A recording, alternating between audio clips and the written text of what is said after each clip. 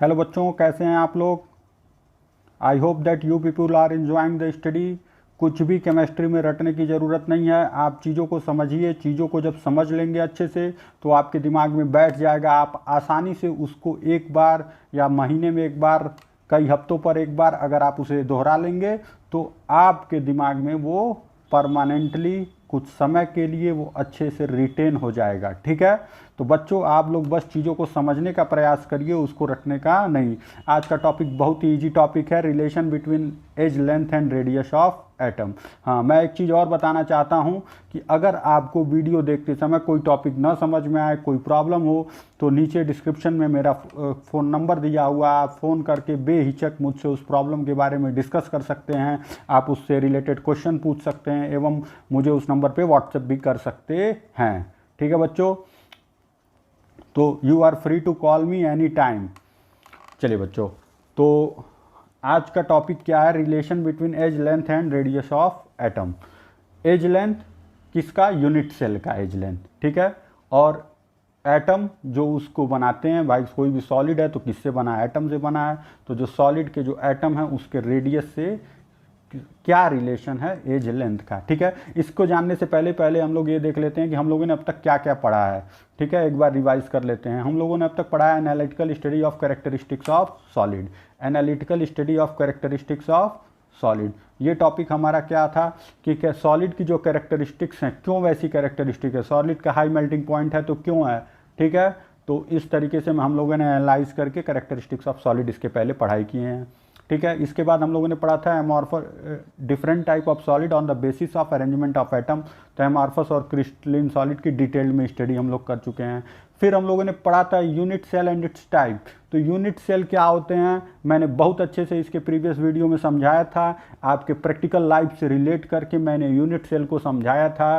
ठीक है, तो एक बार इसको दोबारा देख लीजिएगा जिन लोगों का कॉन्सेप्ट अभी यूनिट सेल और उसके टाइप्स के बारे में नहीं क्लियर हुआ है। जिन लोगों का concept unit cell and its type के बारे में नहीं क्लियर हुआ है वह लोग दोबारा प्रीवियस वीडियो को देख लेंगे, उनको ये चीज़ें समझ में आ जाएंगी।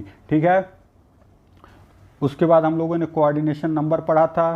फिर हम लोगों ने अच्छे से पढ़ा था number of effective atom per unit cell. इसको हम लोग निकाले थे और समझ के निकाले थे। ठीक है ना, जैसा कि बच्चों का फीडबैक आया कि उन्हें number of effective atom per unit cell अब बहुत आसानी से समझ में आ गया है। ठीक है, तो आज क्या हम पहले पढ़ने जा रहे हैं, पहले एक बार थोड़ा सा हम कॉन्सेप्ट आप लोग का बना देते हैं। कुछ बच्चे इस वीडियो को पहली बार देख रहे होंगे, इसके पहले वाले वीडियोस को नहीं देखे हैं, तो उन बच्चों के लिए मैं कहना चाहूँगा कि आप पिछली वीडियो को देखेंगे तभी आपका कॉन्सेप्ट अच्छे से स्ट्रांग होगा। हाँ, मैंने इस वीडियो में आपको शुरुआती तौर पर कुछ बैकग्राउंड बता देता हूँ। क्या होता है यूनिट सेल, क्या होता है यूनिट सेल, क्या होता है सॉलिड, किसका बना होता है। सॉलिड अगर एक बड़ा सॉलिड ले रहे हैं तो वो कई एटम उसमें रहेंगे। ठीक है, वह एटम क्या होता है आपस में एक डिफिनिट अरेंजमेंट में होते हैं, एक डिफिनिट अरेंजमेंट में होते हैं। ठीक है, तो वह एटम आपस में कैसे अरेंज हैं उसको अगर स्मॉलेस्ट पार्ट लेंगे, उनके अरेंजमेंट का स्मॉलेस्ट पार्ट लीजिए, जिससे उनको रिपीट करने पे आप उन एटम्स का उस अरेंजमेंट का स्मॉलेस्ट पार्ट लीजिए, जिसको रिपीट करने पे आप फिर से वो बड़ा वाला सॉलिड पा सके। तो वह स्मॉलेस्ट पार्ट क्या होता है, यूनिट सेल होता है। ठीक है, आप तो बच्चों चलिए मैं बहुत बेसिक से शुरू करता हूँ, बड़े बेसिक से शुरू करता हूँ, बेसिक बातों को बताता हूँ कि अभी तक आप लोगों ने क्या पढ़ा कि यूनिट सेल क्या होता है। ठीक है, तो यूनिट सेल इसके पहले वाले वीडियो में आप लोगों ने आज बड़े अच्छे से समझ लिया कि यूनिट सेल क्या होता है। तो चलिए, यूनिट सेल कौन सा हम पढ़ते थे, cubic unit cell, simple cubic unit cell, body centred cubic unit cell और face centred cubic unit cell, edge centred cubic unit cell. सबका शेप क्या था, क्यूब का शेप था। सबका शेप क्या था, क्यूब का शेप था। डिफरेंस कहाँ होता था, एटम उसमें कैसे अरेंज है। डिफरेंस कहाँ होता था कि एटम उसमें कैसे अरेंज है। जैसे सिंपल क्यूबिक में एटम्स कॉर्नर्स पे रहते थे, एटम कॉर्नर पे रहते थे। बॉडी सेंटर में एक एटम जो है कॉर्नर के अलावा एक एटम जो है बॉडी के सेंटर में रहता था। फेस सेंटर में एटम जो है सारे फेस के सेंटर में रहते थे और कॉर्नर में भी रहते थे। ठीक है, इंड सेंटर में एटम ओनली दो फेस के सेंटर पे रहता था और सभी कॉर्नर पर भी रहता था। ठीक है, तो अब तक हम लोगों ने ये पढ़ा था, पर आज जो हम लोग पढ़ने जा रहे हैं वो यह है कि क्या रिश्ता है, क्या रिश्ता है, क्या रिलेशन है उस एटम के रेडियस में, क्या रिलेशन है उस एटम के रेडियस में और एज के लेंथ में के रेडियस में, क्या रिश्ता है एटम के रेडियस में और क्यूब का जो साइड लेंथ है उसके में क्या रिलेशन है। ठीक है, तो आज हम लोग ये पढ़ेंगे। तो पहले कुछ बेसिक सी चीज़ें हम जान जाते हैं, क्यूब की प्रॉपर्टी बता देते हैं, क्योंकि बहुत से बच्चे इसमें स्लो मूवर हैं, कुछ बच्चे ऐसे भी हैं जो बायोलॉजी साइड के हैं, तो उन लोगों के लिए भी मैं क्यूब के बारे में कुछ बता देता हूं कि क्यूब की क्या प्रॉपर्टी होती है। तो पहले एक चीज़, क्यूब की प्रॉपर्टी ना बता के आपको मैं बताने जा रहा हूं जो सॉलिड स्टेट में आपको काम आएगी। ठीक है ना बच्चों, तो ध्यान दीजिए। पहली point, edge length of cubic unit cell is considered to be of length A, so length of side equal to A. मतलब जो क्यूब आप लेते हैं, जो सिंपल क्यूबिक यूनिट सेल, जो body centred cubic unit cell, इनका shape क्या है, क्यूब का है। ठीक है, तो ये क्यूब का जो साइड लेंथ है, जो उसके साइड का लेंथ होगा वो कितना है, ए है। जो उसके साइड का लेंथ है वो कितना है, ए है। ठीक है, तो अभी आपको साफ दिख रहा है कि क्यूब क्या है, A B C D E F G H एक क्यूब है, फिगर में आपको दिख रहा है। ठीक है, तो फिगर में आपको दिख रहा है कि A B C D E F G H एक क्यूब है। तो ध्यान दीजिए, अब इस क्यूब का साइड लेंथ आपका ए है। ठीक है, इस क्यूब के पास दो डायगोनल है, एक है फेस डायगोनल, एक है फेस डायगोनल। फेस डायगोनल का मतलब क्या होता है, किसी भी फेस का, क्यूब के पास कितने फेस हैं, 6 फेस हैं। आप जिस कमरे में बैठे हैं उसको क्यूब मान लीजिए, जिस कमरे में बैठे हैं उसको क्यूब मान लीजिए। देखिए यहाँ फिगर में और अपने कमरे को देखिए, किसी भी फेस पे आपके कमरे में 6 फेस है, ऊपर नीचे दोनों साइड और आमने सामने। ठीक है ना, तो आपके कमरे में 6 फेस है। ठीक है, किसी भी फेस का जो डायगोनल होगा वो क्या होगा, आपका फेस डायगोनल होगा। बात समझ में आ गई। फेस आपका कैसा है, फेस आपके कमरे का कैसा है, या तो स्क्वायर शेप्ड है या रेक्टेंगल। पर हम यहाँ क्यूब ले रहे हैं तो हम कमरे का फेस का शेप क्या मानते हैं कि स्क्वायर शेप्ड है। तो इस कोई भी स्क्वायर फेस का जो है, किसी भी स्क्वायर फेस का जो डायगोनल है, मतलब स्क्वायर का जो डायगोनल है वो क्या हो गया, फेस डायगोनल हो गया। ठीक है ना, अब आपको फेस डायगोनल समझ में आ गया। जैसे आप फिगर में देखिए, आप अपने कमरे के नीचे के फ्लोर को, आप अपने कमरे के नीचे के फ्लोर को ए बी सी डी को, फिगर में देखिए ए बी सी डी को क्या मान रहे हैं, उसमें जो बीच में डायगोनल जा रहा है, जो बीच में बी डी डायगोनल जा रहा है, ये क्या है, आपका फेस डायगोनल हो गया। ठीक है, तो अब आगे हम आप लोग को बताते हैं। अब बॉडी डायगोनल क्या होता है। बॉडी डायगोनल अपने कमरे में देखिए, एक को अपर कॉर्नर में एक कोने को एच मानिए और जस्ट अपोजिट कॉर्नर में, उसके सामने कॉर्नर में क्या मानिए, एक कोने को बी मानिए। ठीक है, फिगर में देखिए, फिगर से रिलेट करिए, तो ये जो डायगोनल हुआ ये क्या हुआ, बॉडी डायगोनल हुआ। ठीक है, बात समझ में आ गई। तो फेस डायगोनल कैसे निकालेंगे, तो जैसे स्क्वायर क्या डायगोनल निकालते थे, क्योंकि फेस क्या स्क्वायर शेप में है, तो आप पाइथागोरस थ्योरम निकाल के देखिए, in triangle, in right angle triangle A D B, in right angle triangle A D B, आप साइड ए लेंथ का है, साइड जो है ए लेंथ का है, तो आपका फेस डायगोनल निकल के आ गया कितना, √2a। ठीक है, अब ये फेस डायगोनल और ये फेस डायगोनल और एक साइड एच डी आपके कमरे का जो एक साइड एच डी है, या इस क्यूब में जो एक साइड एच डी है। ठीक है, और फेस डायगोनल ये क्या बनाएगा, ये जो है बेस और परपेंडिकुलर बना देगा। अब फिगर में देखिए, जो फेस डायगोनल है और जो एच डी है, जो इस साइड एच डी है, ये दोनों क्या होंगे, एक right angle triangle H D B के, एक right angle triangle H D B के दोनों क्या हैं, साइड हैं। और एच बी क्या हो गया, body diagonal. H B body diagonal क्या है, हाइपोटेनियस हो गया। तो उसी तरह आपका बॉडी डायगोनल निकल कर क्या आ गया, फिगर में देख के आप रिलेट कर लीजिए, बॉडी डायगोनल आपका बी डी क्या आ गया, √3a। ठीक है, तो ये बड़ा बेसिक सी चीज़। थर्ड पॉइंट इंपॉर्टेंट है, ऑल द कॉन्स्टिट्यूएंट पार्टिकल, जो भी कॉन्स्टिट्यूएंट पार्टिकल हैं, आप सिंपल क्यूबिक में, बॉडी सेंटर्ड में, फेस सेंटर्ड में किसका बना रहता था, तो आप प्रीवियस वीडियो में देखें कि वो किसका बना रहता था, एटम का बना रहता था। और एटम को हम उसमें क्या लिए थे, एटम को हम वहाँ पे स्फेरिकल लिए हुए थे। एटम को क्या लिए हुए थे, एटम को हम वहाँ पे स्फेरिकल लिए थे। तो एटम अगर स्फेरिकल है तो उसका रेडियस क्या होगा, आर होगा। ठीक है, तो हमको ये मान के चलना है कि एटम जो है स्फेरिकल है और उसका रेडियस जो है आर है। और अब हमको रिलेशन किसके बीच में निकालना है, हमको रिलेशन निकालना है रेडियस आर और एज लेंथ के बीच का। ठीक है, रेडियस आर और एज लेंथ कितना है ए, एज लेंथ आर और ए के बीच का रिलेशन निकालना है। ठीक है, बात समझ में आ गई। तो एक बार फिगर में आप देख लीजिए कि फिगर में मैंने ये सॉलिड वाले फिगर में देखिए जिसमें आपका सॉलिड है।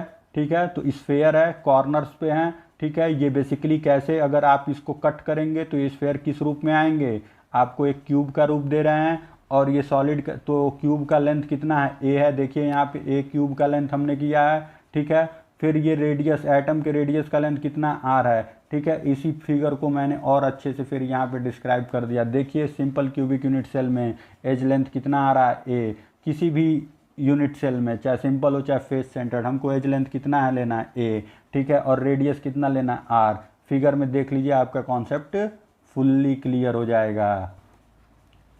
तो चलिए अब हम सिंपल क्यूबिक यूनिट सेल में देखते हैं। Simple cubic unit cell, atoms क्या होते हैं, कॉर्नर्स पे होते हैं। और ये एटम्स, फिगर में हम लोग इसके पहले क्या देखे थे, एटम्स को दूर दूर रखते थे। ठीक है, तो एटम्स को दूर दूर क्यों रखते थे, ताकि हम उसके बारे में स्टडी कर सकते हैं। पर वाकई में सॉलिड में एटम कैसे होते हैं, सॉलिड में एटम पास पास होते हैं। ठीक है ना, तो इस फिगर में देखिए, इस फिगर में देखिए आप लोग, इसमें एटम पास पास है ना सॉलिड में। ठीक है, पर तब भी ये सिंपल क्यूबिक यूनिट सेल बन रहा है ना।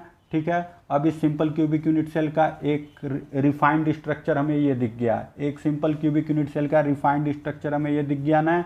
क्लियर हुई बात समझ में। हम जो इसके पहले फिगर में देखते थे कि एटम को छोटा छोटा करके लेंथ को बड़ा रखते थे, वो हम क्या क्यों करते थे, अपनी सुविधा के लिए, अपने पढ़ने के लिए करते थे। पर सॉलिड में बेसिकली होता क्या है, सॉलिड में एटम उतनी दूर तो होते नहीं है, सॉलिड में तो एटम पास पास होते हैं, बहुत पास होते हैं। ठीक है ना, तो वो एग्जैक्ट फिगर उसका क्या था, ये था, मैंने प्रीवियस वीडियो में बताया था कि इसका रियल फिगर ये है। ठीक है, तो सिंपल क्यूबिक यूनिट सेल में आपको बस फिगर देख के ही रिलेशन याद हो जाएगा। देखिए सिंपल क्यूबिक यूनिट सेल में एटम जो होते हैं, कॉर्नर एटम्स जो होते हैं, एक दूसरे से सटे होते हैं। ठीक है, तो इन दोनों का जो रेडियस होगा आर आर, अगर इनको जोड़ा जाए तो ये एज लेंथ के बराबर ही होगा। ठीक है, फिगर से वो देखिए, फिगर में आपको सब क्लियर हो जाएगा।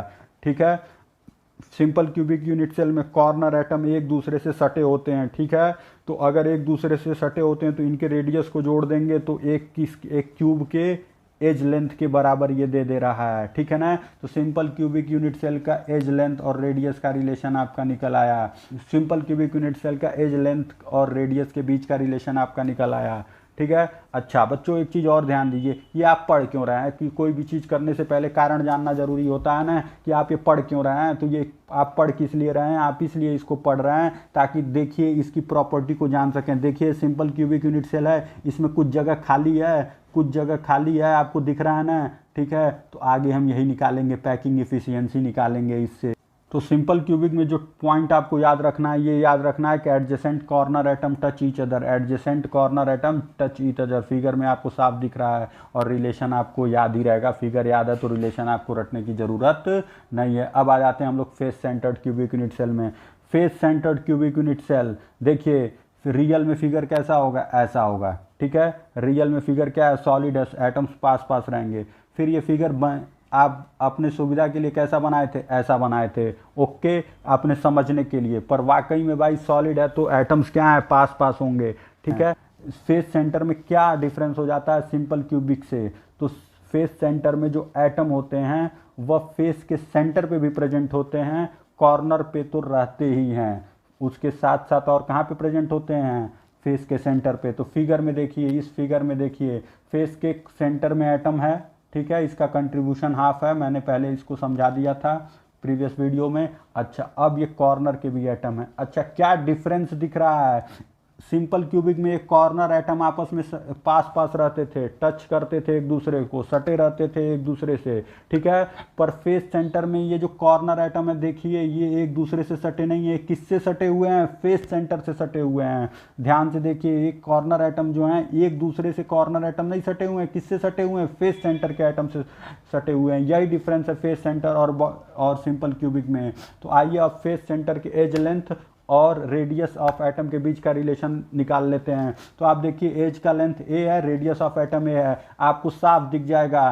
ठीक है, क्या कि रिलेशन क्या है, तो आप देखिए फेस डायगोनल पे, फेस डायगोनल देखिए, फिगर में देखिए, आप फिगर में देखिए, फिगर को इसको ट्रायंगल मान लीजिए, ट्रायंगल ए बी सी, ठीक है, ट्रायंगल ए बी सी, ठीक है। आप देखिए ए बी सी और डी, अगर face A B C D में, face A B C D में आप फेस डायगोनल देख रहे हैं ना, फेस डायगोनल क्या है, ए सी है, ए सी क्या है आपका, फेस डायगोनल है, ठीक है। अब ए सी को आप देखिए, एज लेंथ आपका क्या है, ए है, क्यूब का लेंथ क्या है, क्यूब के साइड का लेंथ क्या है, ए है, ठीक है। अच्छा, रेडियस ऑफ एटम क्या है, आर है, तो आप एटम के रेडियस को जोड़ लीजिए, आर ये, 2r ये, आर ये, तो ये किसके बराबर होना चाहिए, फेस डायगोनल के बराबर होना चाहिए। तो ये हमारा रिलेशन आया, r + 2r = फेस डायगोनल। तो फेस डायगोनल हमारा कितना आया, 4r बराबर √2a। तो r और एज लेंथ का बीच का रिलेशन ये आ गया, ठीक है। तो रटने की कोई ज़रूरत नहीं है, एकदम आसानी से सब कुछ आपको समझ में आ जाना चाहिए। तो फेस सेंटर की पॉइंट जो याद रखनी है, एक तो ये रिलेशन याद रखना है, दूसरा क्या, adjacent corner atom do not touch each other, adjacent corner atom do not touch each other. और दूसरी point, all the corner atom touch its face centre atom, all the corner atom touch its face, मतलब corner atom है जो वो हैं वो अपने face centre के एटम को टच करते हैं। आइए अब बॉडी सेंटर्ड क्यूबिक के बारे में पढ़ते हैं। बॉडी सेंटर्ड क्यूबिक, तो रियल फिगर कैसा बनेगा, ऐसा। एनालाइज करने के लिए मैंने फिगर को कैसे बनाया, ऐसे, ठीक है। अब उसका फिगर को दोबारा हमने कैसे बनाया, उसका रियल फिगर जो उसके यूनिट सेल का जो फिगर है, ऐसे। तो इसमें भी देखिए आप, कॉर्नर एटम एक दूसरे को नहीं टच कर रहे हैं, कॉर्नर एटम किसको टच कर रहे हैं, बॉडी सेंटर्ड एटम को, और सारे कॉर्नर्स के एटम, सारे कॉर्नर के एटम बॉडी के सेंटर वाले एटम को टच कर रहे हैं, ठीक है ना। फेस सेंटर में क्या होता था, जो उस फेस के कॉर्नर के एटम होते थे वह फेस के सेंटर को टच करते थे। फेस सेंटर वाले में क्या होता था, all the corner atom of that face touch its face centre atom. पर बॉडी सेंटर वाले एटम में क्या है, बॉडी सेंटर्ड में जो सारे कॉर्नर के एटम है, जो उस फेस के ही नहीं, जो हर फेस के कॉर्नर के एटम हैं, वह बॉडी के सेंटर को एटम को टच करते हैं, और कॉर्नर एटम आपस में टच नहीं करते हैं, ठीक है ना। तो ये बॉडी सेंटर्ड की खासियत थी, ठीक है। अब आइए इसका रिलेशन देख लीजिए, तो फिगर में आपको साफ दिख जाएगा। बॉडी सेंटर्ड मतलब बॉडी के डायगोनल, बॉडी का डायगोनल आपका, क्योंकि एटम क्या होता है, बॉडी के सेंटर में होता है, तो बॉडी डायगोनल लेंगे, तो बॉडी डायगोनल कितने के बराबर है आपका, अभी आप ऊपर में निकालें, √3a के बराबर है, ठीक है। अच्छा, आप एटम्स के थ्रू उसको निकालेंगे तो वो लेंथ कितना आया, r + 2r + r, ठीक है। आपको क्लियर कट फिगर में दिख रहा है, ठीक है। तो r बराबर √3a/4। क्लियर हो गई बात। तो इसके साथ ये टॉपिक मैं एंड करता हूँ, बाकी आप रिवाइज करते रहिए, ठीक है। All the best.